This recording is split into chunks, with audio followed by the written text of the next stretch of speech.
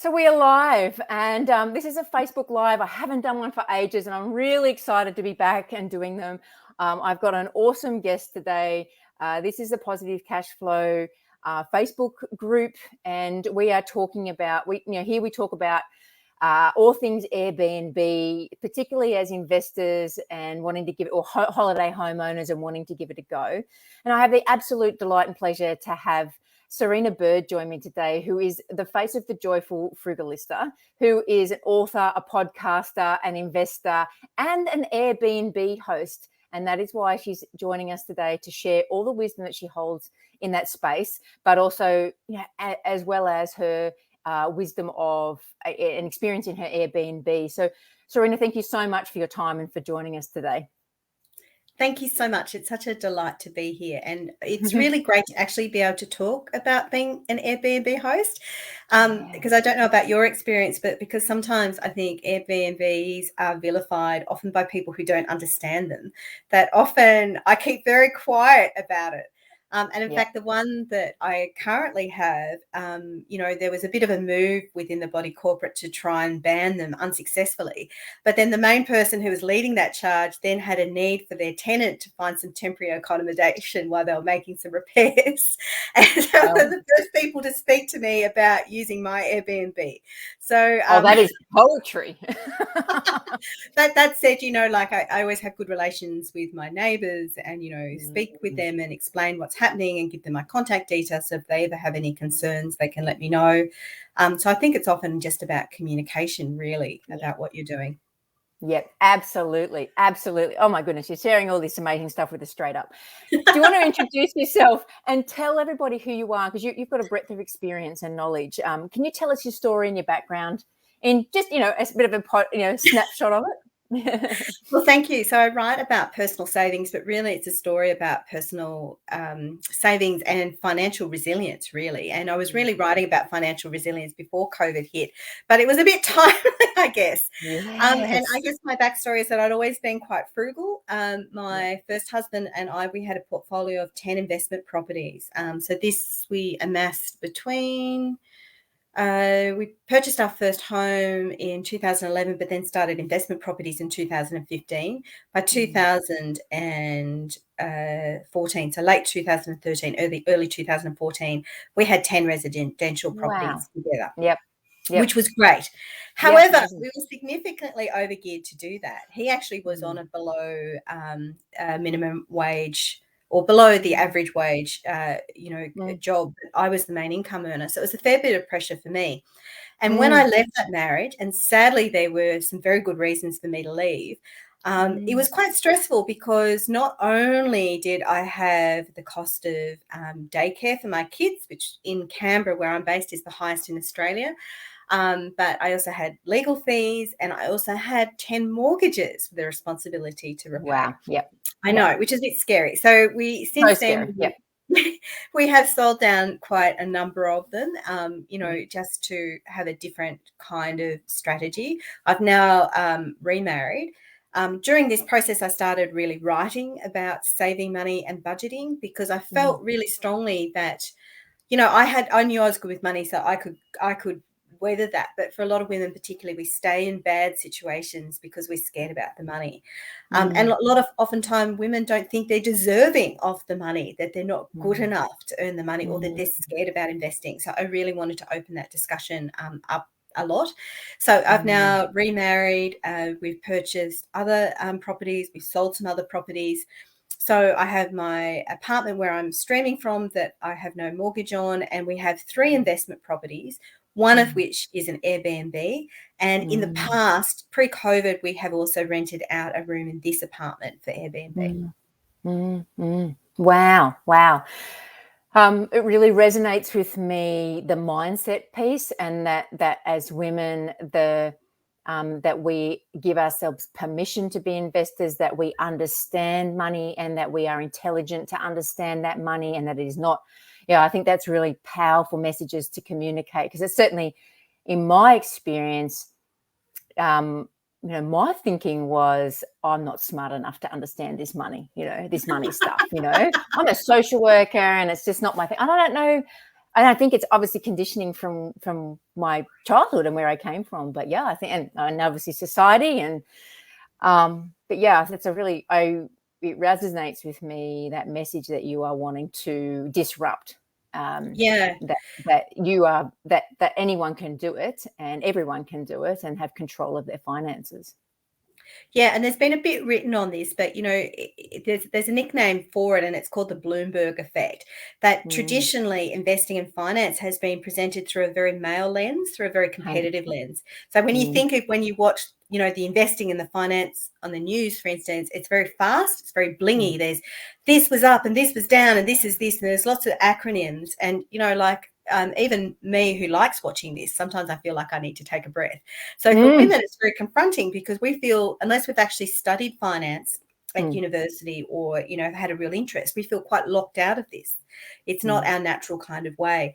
But the reality is that successful investing is actually about a long-term strategy, a very mm, long-term strategy, which is why property and things like Airbnb really work in well, and mm, why women are naturally good with this. And it's mm, often about, just the fairly boring things about living within your means, having budgets, mm, for those who do budget, mm, not everyone does, but, being really careful about where your expenses are going and having a mm. long-term plan.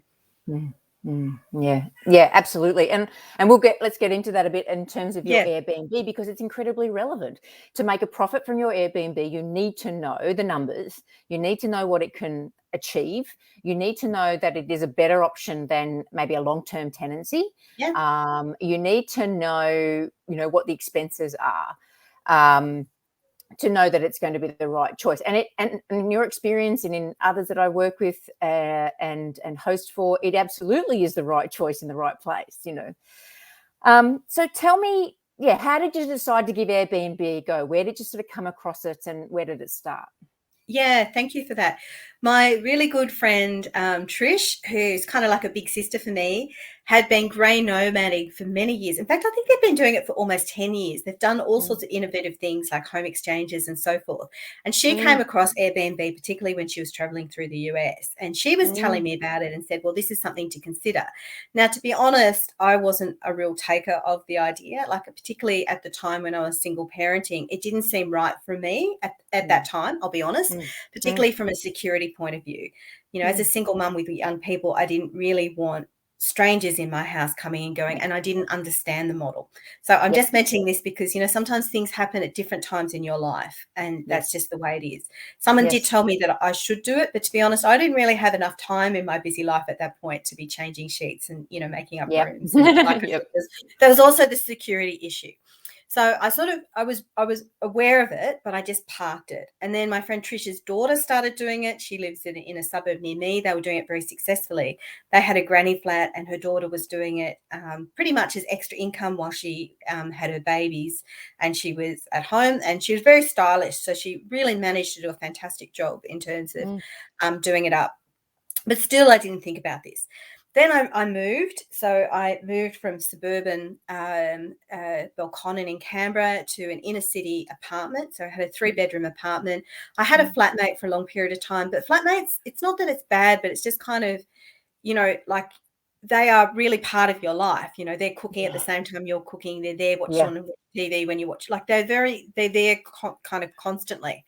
yep, Um, and then my husband moved in, and we really had an aggressive goal of paying down the mortgage on this apartment. And one of mm, the my neighbours in my complex, he was doing Airbnb, and he was doing it really successfully, probably a bit too successfully, because sometimes he'd actually come and stay with us because he'd rented out his whole place. It was sort of he got a little bit too obsessive about it, let me just say. Like, he saw yeah. the light, like the value proposition was so good for him. He was like, yeah, I can earn a lot of money this weekend. Great. I'll just rent out the whole place and I'll go and stay at my neighbours. It was a bit strange. But we had lots of long chats with him about this Mm, value proposition. And we just sort of went, well, look, let's give it a go. Like, we've got mm, a really good location that's, a block away from the light rail. It's walking distance into town, into the mm. city. It's walking distance to ANU. And in fact, I'd advertise it as being close to the Australian National University. It's close to a lot of things. So let's just give it a go. And so the weekends I didn't have my children, we just put it up just for the weekend. And to be honest, like, a weekend in terms of how it affects your personal space, it's not such a huge thing. We would often go and visit my in-laws on the weekend anyway, so often we weren't even here as it Yeah. was. But the Yep. sorts of people who tended to come were lovely. And Yeah. I'm sure this is probably your experience, but I find that people who stay at Airbnbs have often stayed at Airbnb before. They're often doing it because they're looking for that connection with someone. They're looking Yep. for a different experience to Yep. a hotel experience. Yep. So the sort of people we were meeting were lovely. And because we were close to ANU, there was a lot of academics who were coming for conferences Mm. or for other sorts of work, and were doing some amazing research and had amazing life stories. I had a lady from the States, I think she was from Vail, who was like a PhD in philosophy. I had some guy who was studying undersea volcano eruptions, Oh, and I wow. even had this couple from Melbourne, and then it turned out that the guy was the father of one of my primary school best friends in grade 1 and grade 2. So it had been years since I had sort of even been back in Melbourne. So certainly we have met some amazing people, and the income wasn't bad at all, Mm. and it was Mm. something we could do part-time when we Mm. felt like it. Mm. Mm. So your appetite for it was whet, should I say? You've got a little appetite for it. Yes, You could see the value of it. yes. You did it in your own house, but now you have it's separate in an apartment that you own. When did you start that one? Thank you. So that was in late 2008, so just Mm. before Christmas 2008. So that property is it's not a particularly glamorous property. So I want to mention this at the start because I know you manage some really beautiful lifestyle properties, in beach Mm. locations and so forth. This is not one of these. This is a Mm. one-bedroom unit in an older style 1970s brick complex out Mm. in suburban Canberra. Now you might think, Mm. well, why on earth would you bother doing that for an Airbnb? And I guess before I talk about how we started and how we did this, I guess my lesson is that people travel for all sorts of reasons, and Yeah. there's always a demand, particularly for lower cost accommodation. Like we get a lot of people who are coming to Canberra, for instance, maybe only here for a 3 or 4 month internship, who are coming for a national hockey or national soccer tournament, who are coming to visit their new grandchild and don't want to stay with their daughter or son because they don't want to be in the way, but they want to be close by. So sometimes people actually want to be in the suburbs of Canberra because that's what they're coming to do. They're coming to work there or visit family who are situated there. Not everyone wants Mhm. to come to a city and stay in the CBD and in a luxury hotel. So, and I always say this because people have this assumption that that's the only way to travel, and actually it's not. Yeah. And definitely this fills a very strong niche that we Yes. provide for Yes. that. And so how we decided to do this is that I'd had this apartment since 2003. My ex-husband and I had bought it, and I had taken it on after the separation. It had always been rented really solidly. There was never a problem. It was often uni students who rented it. It was always rented really well. And I actually had someone who rented from me the second time in there. He'd been a granny flat tenant when I'd had my house. And Mm. then he moved to renting there, and then they were moving out because they were having a second child and they needed somewhere bigger. And they gave us lots of notice, but they were moving out about a week, I think, before Christmas. Yep. Now, traditional property managers, real estate agents, as you know, they all shut down over Christmas. So I Yes. Yep. knew that they were not going to get around to taking a photo of the place and listing it till at least mid-January. And because Mhm. it was a high-end place, I would have been lucky to have rented it out before late January. So I thought, do I sort of cop a month's no rent, Yeah. which Yeah. is reality, plus the one week you usually pay to a real estate Yes. agency to Yep. replace it? Or do we do it as an Airbnb? We were already happy Mm. doing it home. At that stage, I had a super host status. I don't at the moment, but I had for a number of years. So I already had a Mm. good profile. Also, too, hubby and I had a lot of furniture and a lot of stuff left over from our previous Mm, relationships. He had a mm. full shipping container full of stuff. So we were Yeah. sort of about 3/4 of the way there in terms of things to set up the house. So we still Yeah. needed to buy a TV. We still needed to buy, linen and, a big long list of things we had to purchase. But a lot of the bones were already there. So we're like, well, we've got the furniture. We've got time over Christmas to do this. Take some time off before Christmas. We've got time to do this sort of thing. Like, let's just do it and see. And Yep. so we did. And then the interesting thing was we actually had our first 2 guests before we'd even taken it on. So I listed on Airbnb and said, look, I'm really sorry. I can't show you the photos yet because we haven't been in to do it up. And people were very understanding. I think they, were a bit concerned, obviously, but I did explain I am actually the owner. I have been the owner for a number of years. It's just the tenants are moving out and we'll just need about a week or so. In fact, I think we did it over a weekend. I think it was even quicker than that. We'll just need a little bit of time to update it and clean it out. Communicated with them in that process to send them photos as it was done. But, we had literally already booked that before I'd even put up the formal photos. That's such gold information that you can put these things up without everything being finalized and start getting bookings. Yep. Yep. Well, obviously, for the first few, I offered big discounts, which I Yep. think Airbnb allows that as a feature. So often it's That's about right. getting those first people in. And, Yep. obviously explained it was new, had offered a good price, like I said, and also asked for feedback. And so there were, funny little things like, I hadn't put Glad wrap in there and so forth. So, things, I mean, it's not big things, but, wrote down a list of the things that we could do to improve. And we Perfect. just went from there. Yep. Yep. It sounds amazing. And I think what you're talking about is that, like for us, it's the importance of keeping. So I'm sort of going back to what you were saying around strengths that some people have. Women can be men too, though. Can have, and that's about looking after a guest and looking after an owner. And you're the owner in this situation, but you are looking after your assets and you're looking after your guest in the same. They're so both valuable and they're both really important things to have going at the same time. You really became clear about your avatar and who your target guest is. Over time, you've done that. But in this beginning part, you were open for feedback, and then we're able to take action. So yeah, really powerful stuff. And we often put properties up that aren't quite, and we block out the calendar a little bit to just get them up and get bookings happening, just while we still are finalising bits and pieces and updating photos. But just so we can get eyes on and we can get potentially get those bookings. And you're right, communication. The other thing you're saying is communication is critical. And when you communicate and you set expectations, then you don't have disappointed guests. So yeah, powerful stuff, really important stuff. Thanks, Serena. No, and I agree with that too. And because it's an older style premise, one of the things I'm really big about is making sure that that is really accurate. I mean, in this day and age, you can do all sorts of glamour photos and you can take filters. But if you do that and someone arrives late at night and they look at the place and go, oh my God, this isn't as described. Like, it is priced appropriately. Like, don't get me wrong. Like, I don't price it like a penthouse because it's not a penthouse. It's priced in the affordability category. But we have had a few people who haven't used Airbnb before and they've been a bit surprised. I think they thought it was going to be a hotel.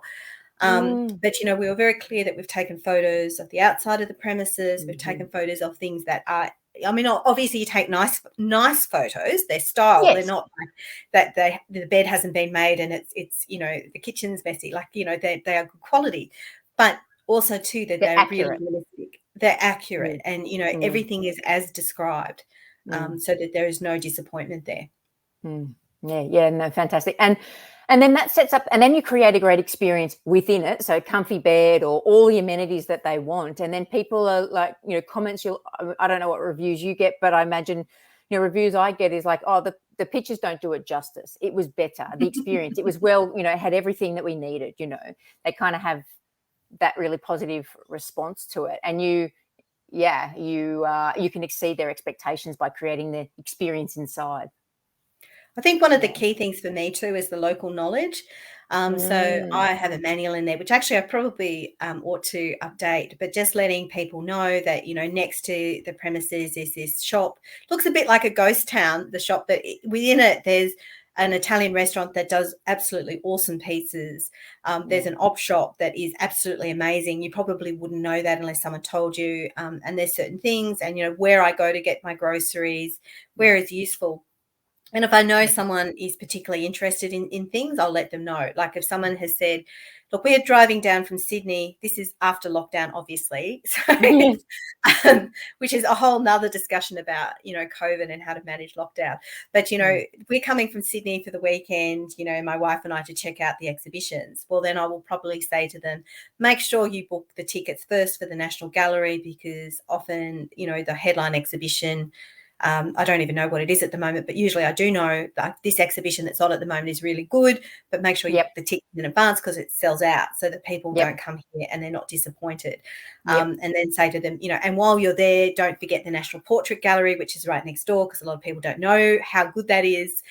So, if that's what I know they're interested in, I'll tell them. If they're there with children, I'll tell them some of, the children play places and things, because often people, if you're going to Sydney or Melbourne, you'll usually know where to go for tourist places, but Canberra actually is very rich in places for tourists to go, but you often don't know that.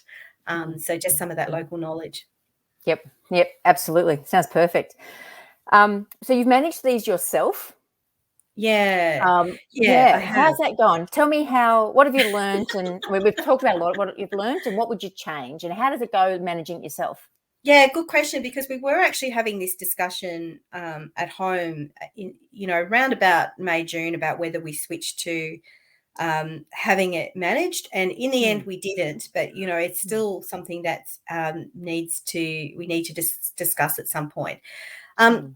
There are some advantages of managing yourself. Like the obvious one is, the cost proposition. You're not paying for someone to manage it for you. And also, too, you have direct contact with your guests. You know exactly, you are communicating with them. And this is something that often women are quite good at. And usually the feedback I get is that people really appreciate the fact that, I'm a real person, I'm communicating. They feel if you book a hotel, this is the difference. If you book a hotel, you don't usually talk to the hotel, you just book. It's fairly impersonal. But when you book an Airbnb, that start of that relationship is often the messaging. People want to message you a little bit, tell you why they're visiting, have a bit of a chat.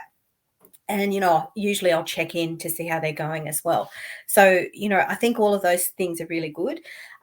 Sometimes we clean it ourselves. We do that occasionally, but, mostly we outsource. But that is part of the problem, especially during COVID.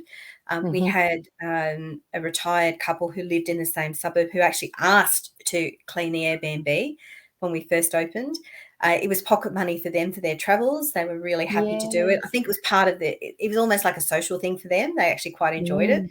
She'd actually worked as a cleaner previously at one of the hospitals, and so she really liked it. But then when COVID hit, she's autoimmune compromised, so she just said no.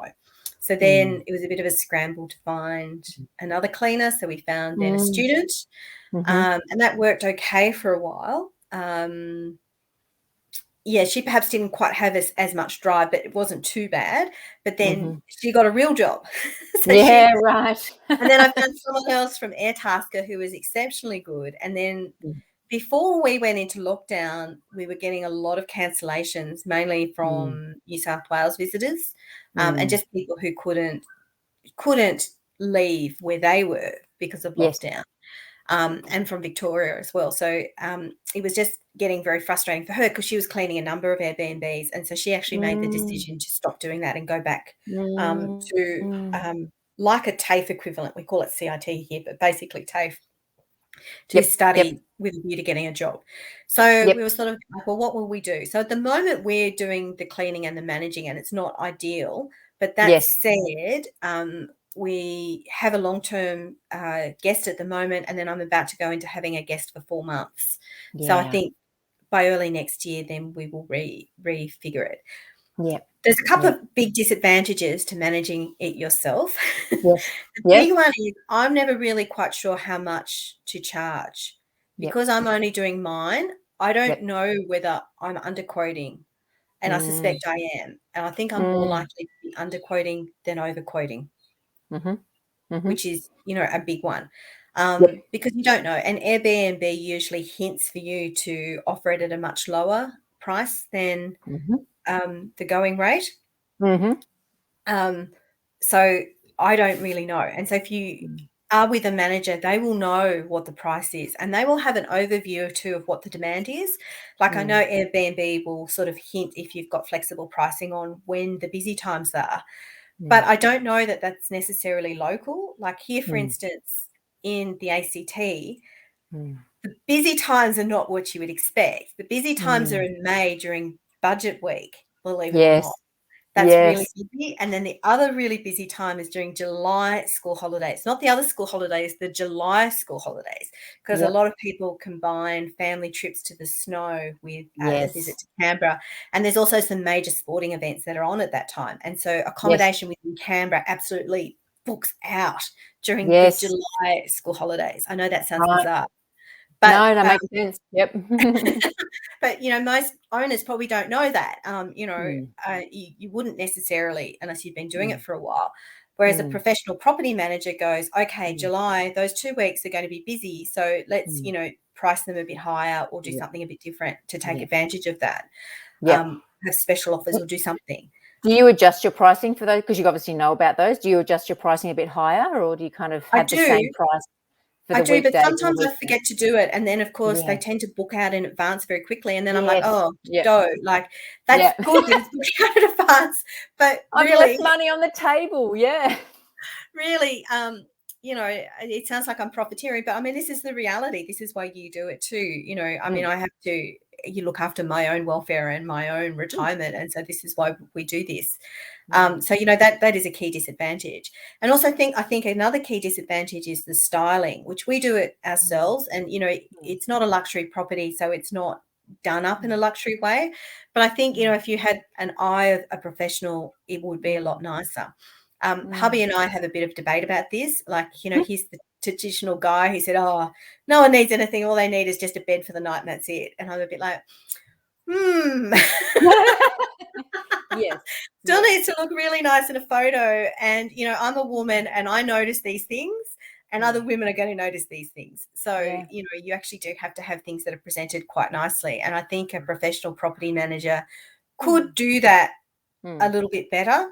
Not mm, saying that I'm bad, but mm, I don't know about you, but I've been, in sort of places that have been, self-styled by mm. people who think they're interior decorators and they're really not. And, Mhm. you know, you really do notice sometimes when it's, Yes. very, very amateur paint jobs or, Yes. very amateur art or Yes. things like that.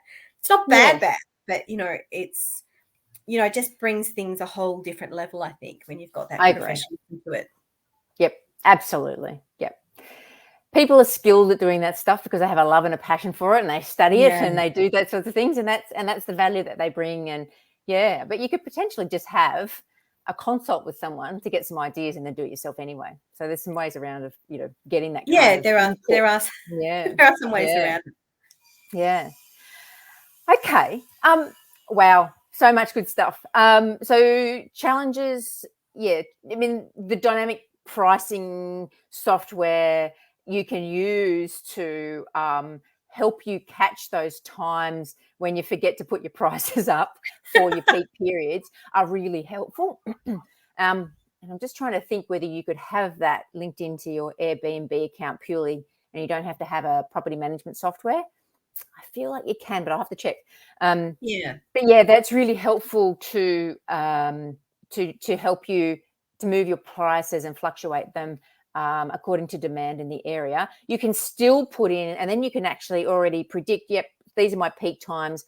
I up the price by 20% during those period of times, and you can forecast that for the year. And then you don't want to set and forget, but you can a bit. It's just it's the backup, it's the blanket safety Yeah. blanket stuff, so you don't miss that. But and knowing, yeah, the other bit I'm thinking about when you're talking about that is just how quickly does your property fill up? Is it really quickly? And obviously in COVID it's a different experience, but does it fill Yeah. up really quickly, which suggests the price is slightly low, or are you not being filled up, and having big gaps and having vacancies, which means your price is so high? And it's constantly trying to find that little sweet spot. Oh, hang on a minute.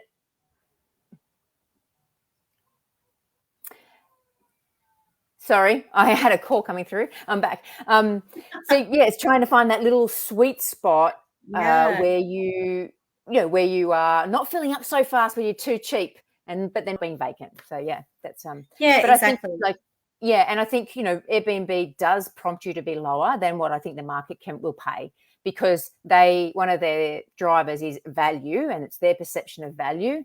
And it's helpful for the algorithm, but you want to be giving value. But I think their smart pricing, and their prices suggestions are often way too cheap.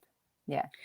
Well, I mean, we're talking at the beginning of this about, understanding the numbers. And obviously I crunched the numbers about, if I just had it without any furniture, rented out, what would I be looking at? If I just had it rented out, furnished, but, short term, what I'd be looking at.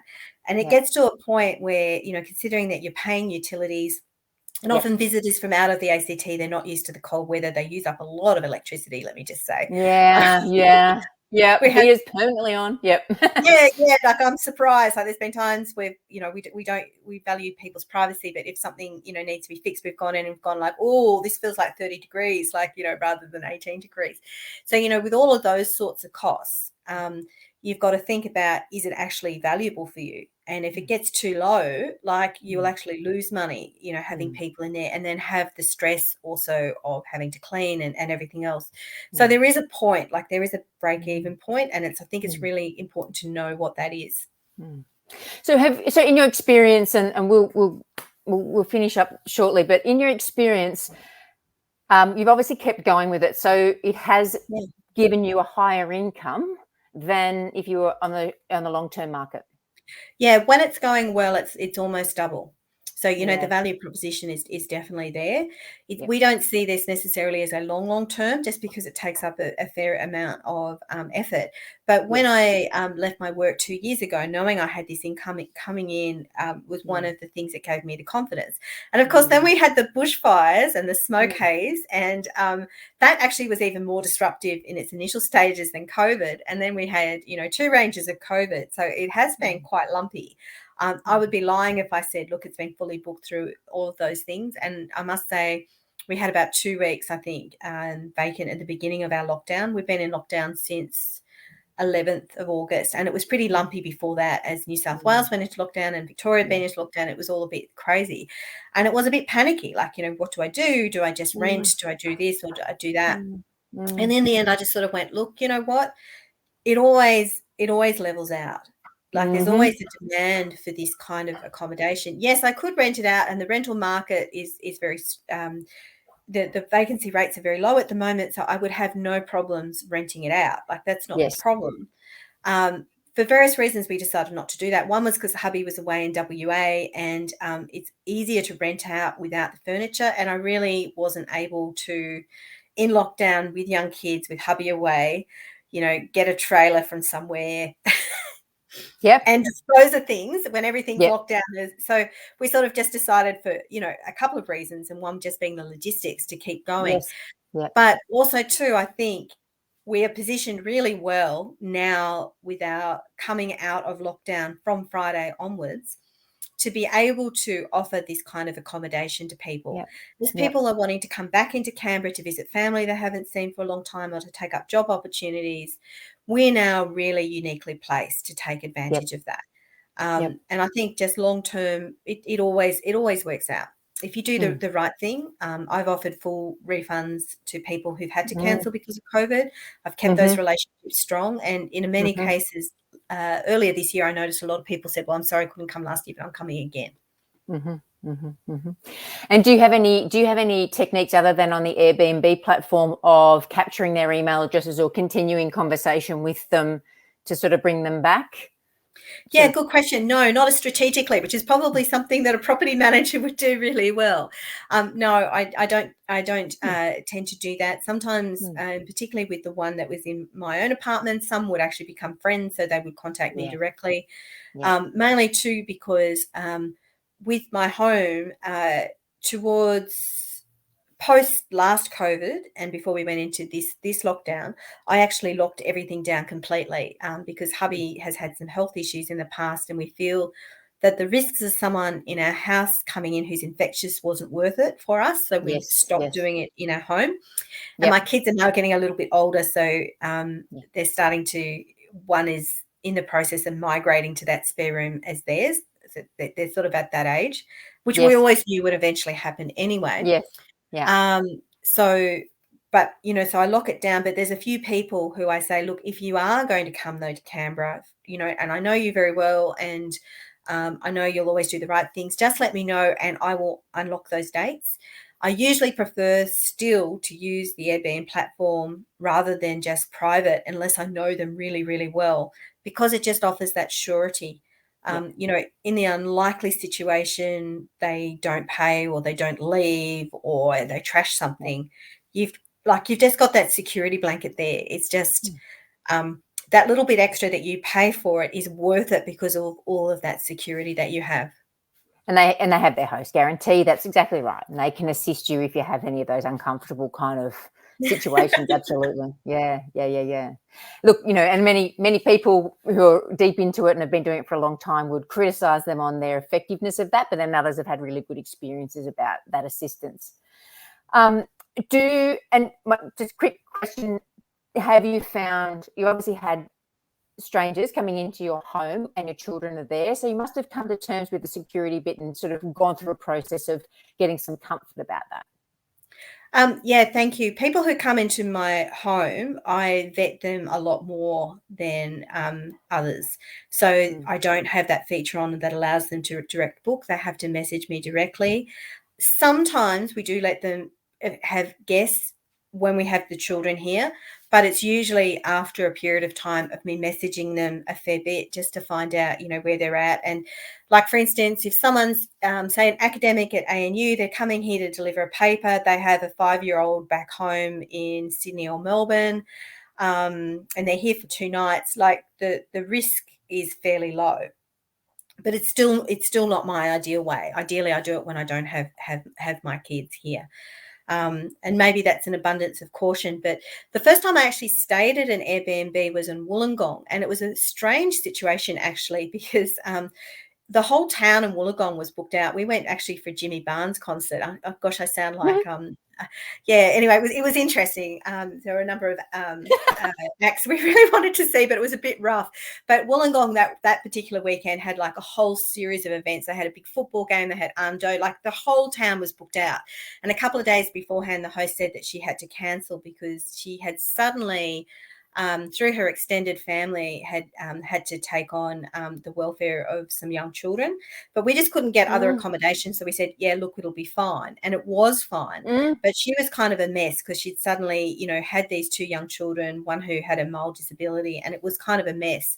But I remember getting up in the middle of the night, needing to go to the bathroom, and the room next to us had the kids and they were sleeping. And I thought, oh, like, I know I'm an okay person. I'm just getting up in the middle of the night to go to the bathroom. But the host, she was right up the end of the house. I thought if I was a really, if I was someone who had evil motives, like, it would be really easy to take advantage of these kids right now. So I just sort of had that thing that came in my mind, and I thought, if my children aren't where I am at the house and I've got a guest on the other side of the house and it's the middle of the night, I don't really know what's happening. And maybe it's an abundance of caution, but that's just kind of how I feel about it. Yep. Sounds pretty wise to me. Sorry, long story. As an ex-child protection worker and a parent, sounds really wise to me. Well, all right. Probably not the most joyful way to end our conversation. So can you tell people where they can find you, and just tell us a little bit more about where you can be found, and thank you so very, very much for your time. It's been such a wonderful conversation and really helpful and informative, and appreciate you going into the depth of your experience with us. Well, thank you. I've learned a lot. Where can people find you? Yeah, sorry. So my podcast, The Joyful Frugalista, which is on all major channels, Apple Podcasts, Spotify, and so forth. My book, The Joyful Frugalista, which is in many bookstores. Through my website, The Joyful Frugalista, on Facebook, Twitter, Instagram, and LinkedIn. Beautiful. Well, we'll put a link to your website after this when we go. Serena, thank you so very, very much. It's been amazing talking to you, and thank you. And we'll If you have liked what you've heard today, people, please like, please share, please put a comment. We, if there is a question for Serena, she's in the group, she might see it, but if not, I'll send it through to her and I'm sure she'll have an opportunity to answer it and be happy to do that. But yeah, certainly like and share this post and this interview with anybody who you think could get some value from it. Take care and we'll talk soon. Thank you.